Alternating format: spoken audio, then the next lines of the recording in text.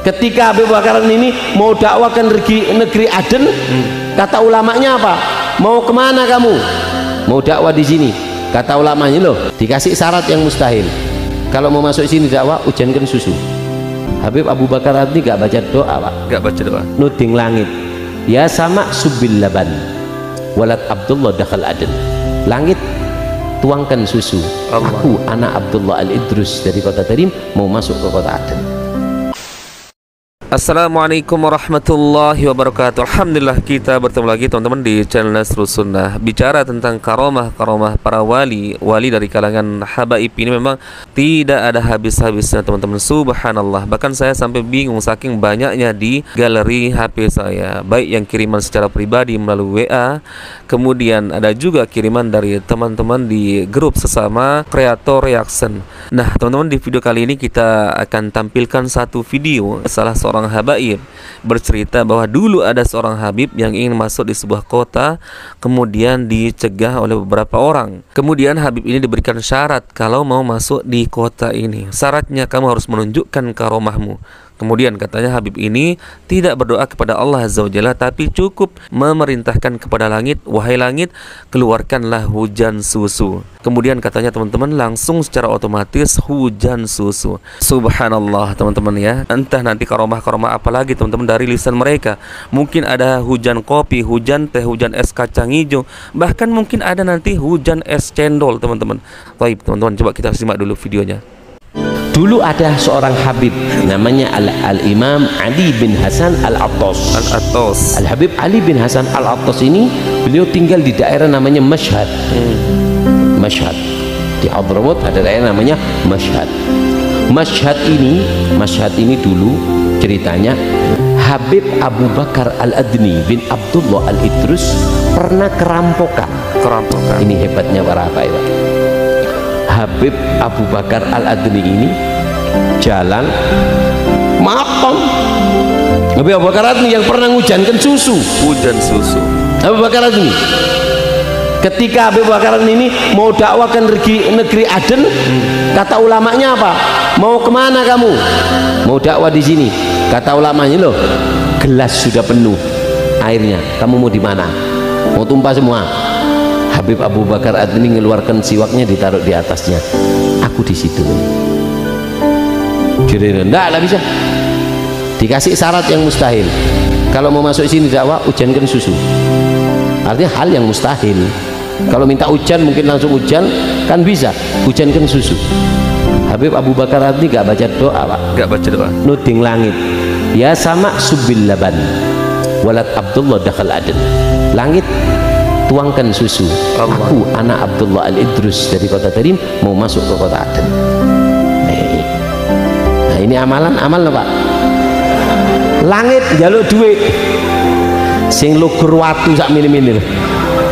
Allahumma shalli ala Muhammad. Katanya tanpa berdoa kepada Allah teman-teman, tinggal nunjuk langit, kemudian memerintahkan langit, wahai langit, keluarkan hujan susu. La ilaha illallah teman-teman.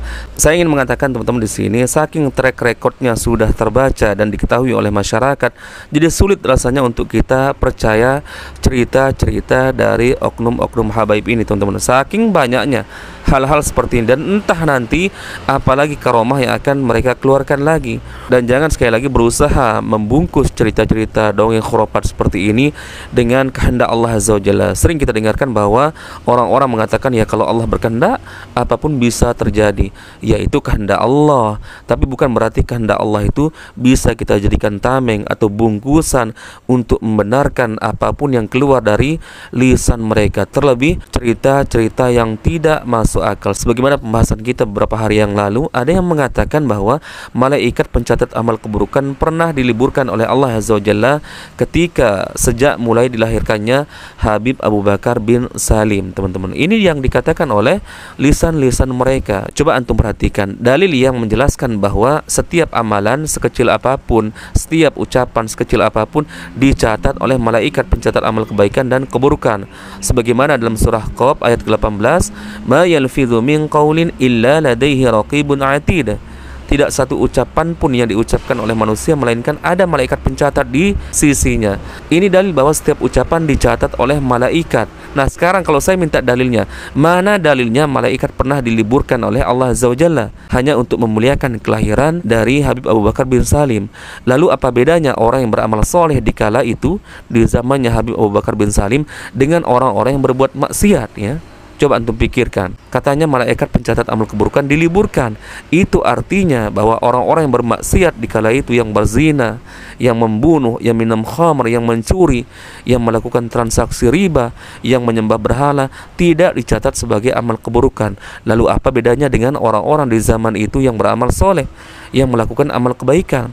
Yang beramal kebaikan dicatat sebagai amal kebaikan, tapi yang berbuat maksiat tidak dicatat. Seolah-olah derajatnya sama jadinya, teman-teman. Orang yang beramal soleh dengan orang yang berbuat maksiat. Yang berbuat maksiat tidak mendapatkan dosa, yang beramal soleh tetap dicatat sebagai amal kebaikan. Ini konsepnya seperti apa? Kok ada karomah-karomah seperti ini? Ya, makanya teman-teman, sekali lagi saya katakan sulit untuk kita percaya ya cerita-cerita dari lisan mereka. Saking track recordnya sudah sangat banyak dan bisa kita lihat jejak digitalnya, teman-teman, ya.